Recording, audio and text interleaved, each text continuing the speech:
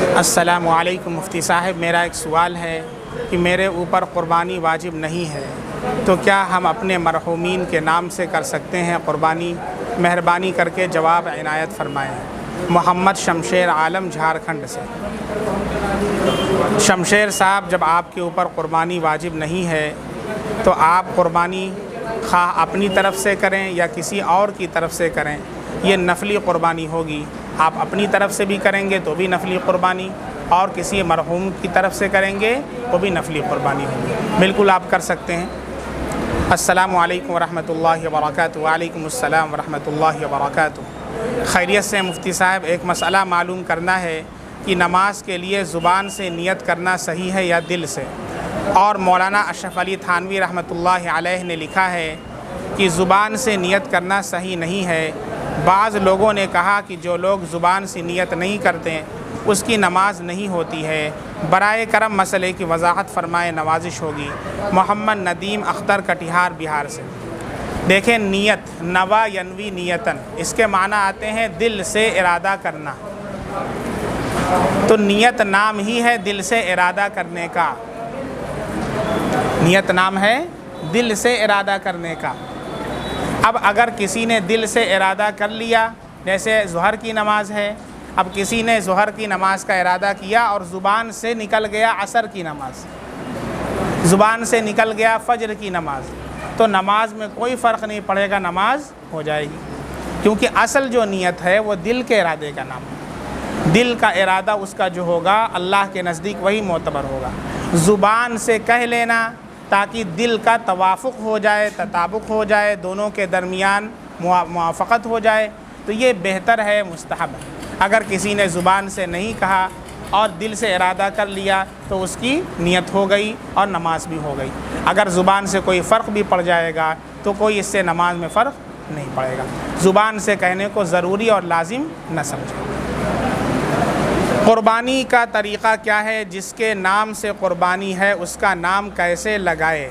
قربانی میں دعا کے ساتھ۔ احمد یو پی سے۔ قربانی کا طریقہ، قربانی کے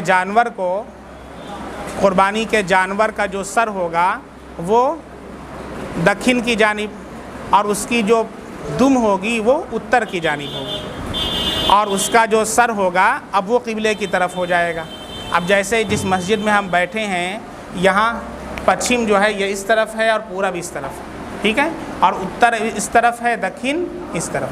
اب جانور کو جو قربان کیا جائے گا تو اس کو جو لٹایا جائے گا تو اس کا جو سر ہوگا وہ دکھن کی جانب، اور جو اس کی دم ہوگی وہ اتر کی جانب ہوگی۔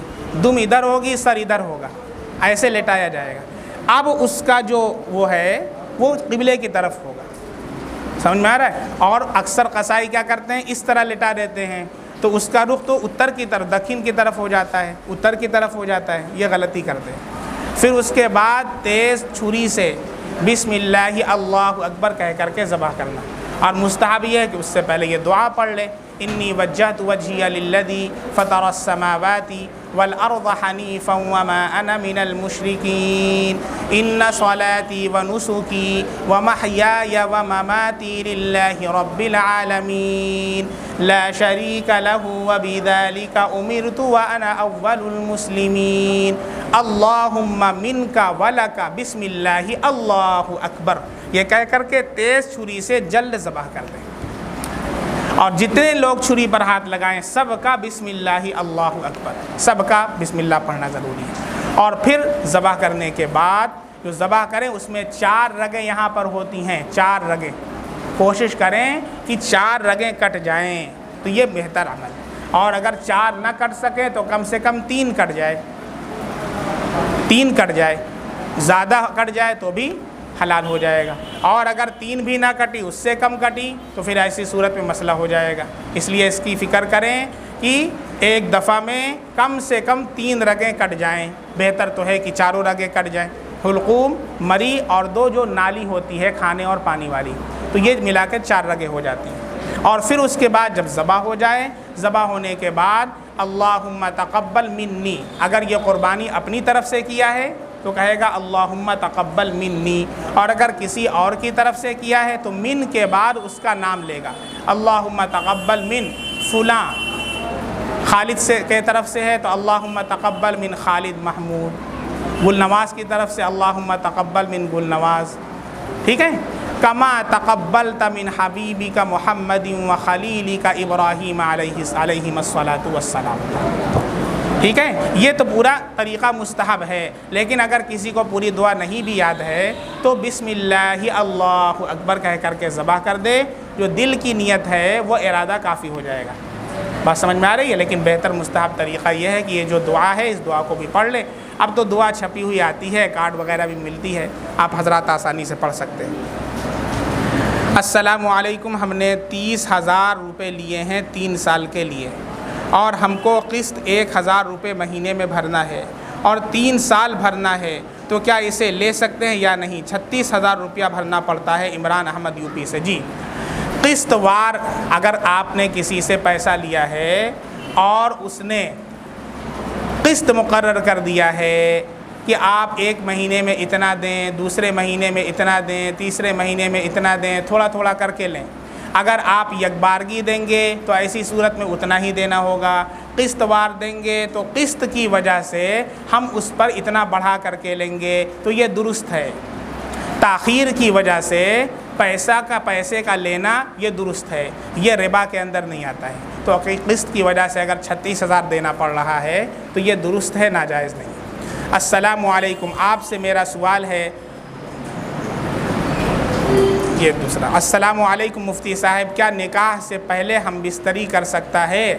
رشتہ طے ہے، ہمیں بتائیں، سہرسہ بہار سے۔ بالکل نہیں کر سکتے ہیں، نکاح سے پہلے کیسے ہم بستری کر لیں گے؟ وہ ناجائز ہے۔ جب تک نکاح نہ ہو جائے اس وقت تک لڑکی آپ کے لیے اجنبیہ کے حکم ہے، نامحرم کے حکم ہے۔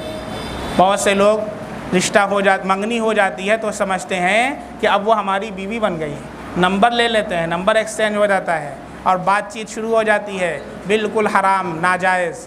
جیسے آپ کی منگنی سے پہلے وہ ہے، ایسے ہی منگنی کے بعد بھی ہے۔ ہاں، آپ رشتہ کر لیں، نکاح کر لیں، رخصتی بعد میں چاہے کریں۔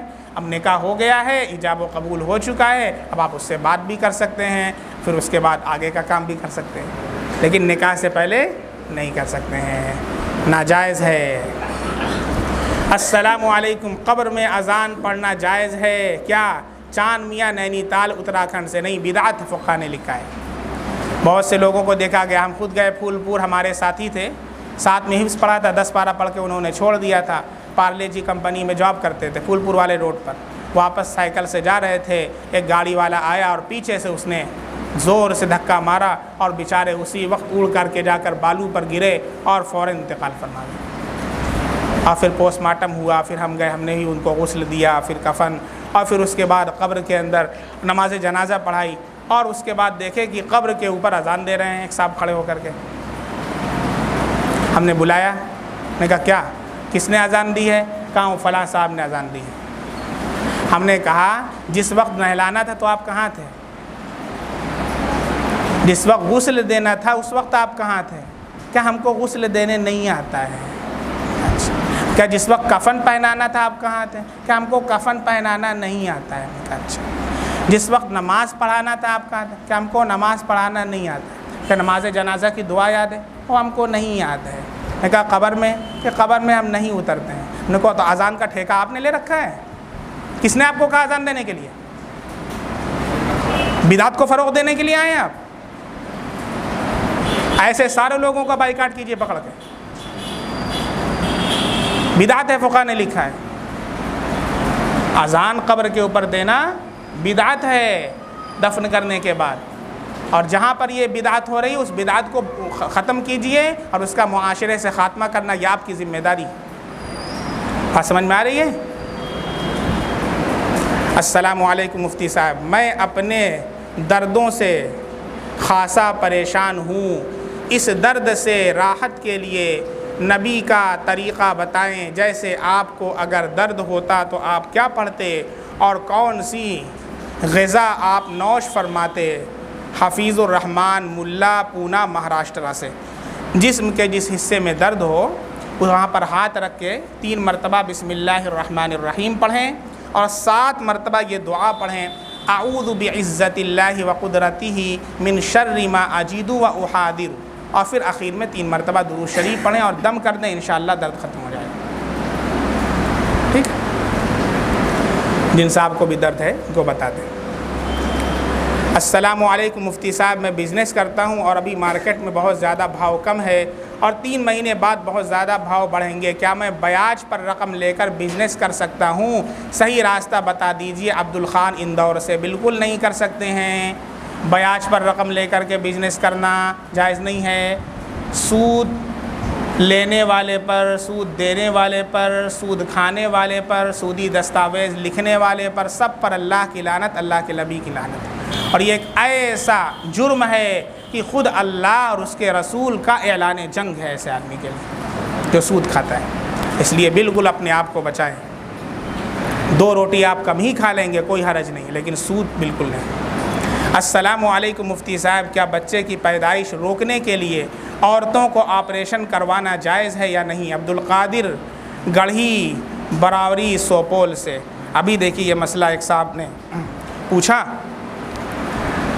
پرسوں کی بات ہے، ڈاکٹر لوگ اس طرح کی حرکت کرتے ہیں اور آج کل بہت ہو رہا ہے، یہاں ہاسپٹل کے اندر بھی ہو رہا ہے، پرائیویٹ کے اندر بھی ہو رہا ہے، کہ جب دوسری پیدائش ہوتی ہے یا تیسری ہوتی ہے عام طور پر، تو پھر وہ آپ کو ڈراتے ہیں اور ڈرانے کے بعد کہتے ہیں کہ اگر آئندہ اب اگر حمل سے ہوئی آپ کی بیوی تو ایسی صورت میں اس کی جان کو خطرہ ہو سکتا ہے، اس لیے ہم اس کی نس بندی کر دیتے ہیں، جس کو ضبط تولید کہتے ہیں۔ سراسر اسلام میں ناجائز اور حرام، یاد رکھیں، جائز نہیں۔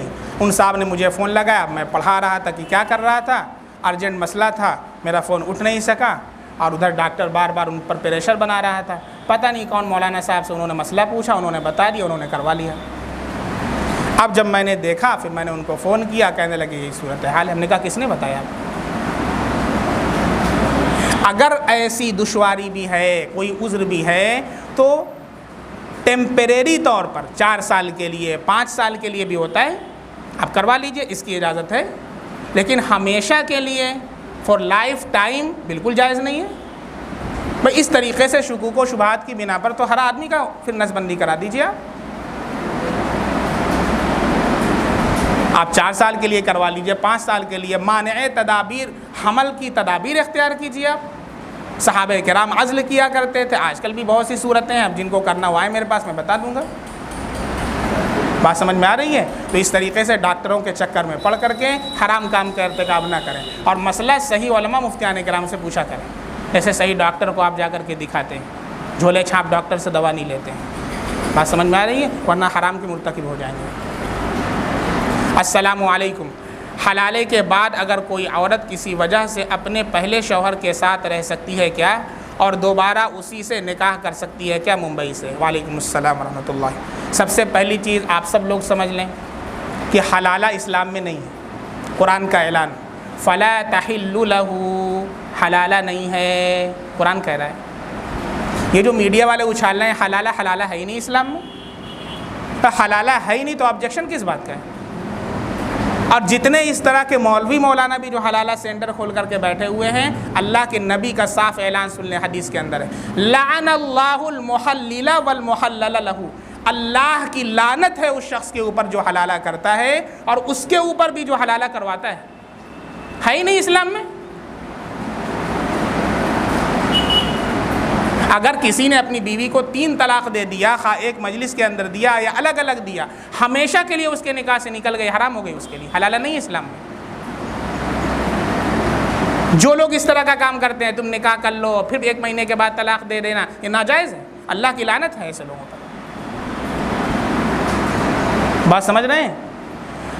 حلالہ اسلام کے اندر ایسا کانسیپٹ نہیں ہے۔ جو لوگ بھی یہ کر رہے ہیں، ناجائز کر رہے ہیں، حرام کر رہے ہیں، صاف حدیث میں نے آپ کو سنا دیا ہے، وہ ایسا ہے ایز اے ریزلٹ، یعنی اب عورت آزاد ہو گئی آپ کے نکاح سے، اب وہ جہاں چاہے نکاح کرے اپنا، اب اس نے کہیں نکاح کر لیا کسی سے بھی، اس کے ساتھ رہنے لگی، اب اس کے ساتھ بھی نا اتفاقی کی صورت پیش آ گئی، نہیں بنتی ہے، اب اس شوہر نے اس کو خود سے طلاق دے دیا، اب وہ عدت گزار کر کے آزاد ہو گئی۔ اب جو پہلا شوہر ہے چاہے تو نکاح کر سکتا ہے، لیکن جیسا آج ہوتا ہے نکاح طلاق دے دیا، حلالہ کروا لیں، جائز ہی نہیں ہے، حرام ہے بالکل، حلالہ ہے ہی نہیں اسلام کے اندر۔ دیر از نو حلالہ ان اسلام، صاف بتا دیجئے پوری دنیا کو. اور جو لوگ بھی یہ کام کر رہے ہیں، ناجائز کر رہے ہیں، حرام کر رہے ہیں، اللہ کے نبی کی وعید صاف سنائیے، لعن اللہ المحلل والمحلل لہ، کرنے والے پر بھی اللہ کی لعنت، جس کے لیے کیا گیا اس پر اللہ کی لعنت. بتا دے سب لوگوں کو، سمجھ میں آیا؟ اور جو کہے حلالہ، کہیں حلالہ نہیں ہے اسلام کے اندر. دیر از نو حلالہ ان اسلام. قرآن کا صاف اعلان، فلا تحل لہ، حدیث میں اللہ کے نبی صلی اللہ علیہ وسلم کا صاف اعلان. بات سمجھ میں آ گئی؟ اب یہ صاحب جو سوال کر رہے ہیں حلالے کے بعد تو حلالہ ہے ہی نہیں، تو کیسے آپ حلالہ کروا رہے ہیں؟ بات سمجھ میں آئی؟ حلالہ ہی نہیں. ہاں اگر خود سے اس نے کہیں نکاح کیا اور نکاح کرنے کے بعد پھر اس شوہر نے خود اپنی مرضی سے طلاق دے دیا اور عدت گزر چکی ہے، اب پہلا شوہر چاہے تو نکاح کر سکتا ہے. اتنی سی بات. دعا پڑھ لیں سبحان اللہ بحمدہ. ایک اور سوال ہے؟ نہیں ہو گیا. سبحان اللہ بحمدہ سبحانک اللہ. اور کسی کا کوئی سوال ہے؟ اور کوئی سوال ہے تو کر سکتے ہیں. ہم بھاگنے والے نہیں ہیں، مت سوچیے بیان کر کے بھاگ جائیں گے. ہاں کوئی سوال کوئی کرنا چاہے فوراً کر سکتا ہے. ہاں مسجد کے اندر سے خالی ڈبہ غائب کرنے کا کیا جو ہے گناہ ہے، کیا اس کی کیا خالی ڈبہ غائب کر دیا گیا؟ یہ چوری ہے سر، اور مسجد سے چوری کرنا بہت بڑا جرم ہے. اور یہ بہت افسوس کی بات کہنا پڑتا ہے مجھے کہ میں دیکھتا ہوں کہ مسجد پر جو چپل رکھے رہتے ہیں بیت الخلاء کے پاس، اس کو باقاعدہ کاٹا جاتا ہے آگے سے. کیا یہ مسلم قوم اس قدر ذلیل ہو چکی ہے کیا کہ بیت الخلاء کا چپل وہ چوری کرتی ہے؟ وہ مسجد میں رکھا ہوا چپل. آپ کو مسجد میں ڈونیٹ کرنا چاہیے، مسجد میں لا کر کے چپل رکھنا چاہیے. جو ضروری چیزیں ہماری ذمہ داری ہے کہ ہم مسجد میں انتظام کریں، ہم اس کی چوری کرتے ہیں. سراسر ناجائز اور بہت بڑا ناجائز ہے یہ تو. مسجد سے، مسجد کا ایک تنکا بھی ہم نہیں لے جا سکتے. یہ مسجد میں جو قرآن رکھا ہوا ہے، مسجد کا جو غلاف، بہت سے لوگ اس کو گھر لے کر کے چلے جاتے ہیں. جائز نہیں ہے لے کر کے جانا. یہ موقوف کے درجے میں، اشیاء موقوفہ ہے. یہ گھر لے کر کے جا کر کے نہیں پڑھ سکتے قرآن کو. مسجد کا جو قرآن ہے مسجد میں پڑھیے آپ، وہ مسجد میں پڑھنے کے لیے رکھا ہوا ہے، اس کی بھی اجازت نہیں ہے. سوچ لیں. ایک بچہ ہمارے یہاں پڑھتا ہے، وہ ایک دن مسجد سے پارا لے کر کے آیا پڑھنے کے لیے. میں نے کہا کہاں سے پارا لے کر؟ وہ گھر کے محلے کی مسجد ہے نا، وہیں سے لے کے چلے ہیں.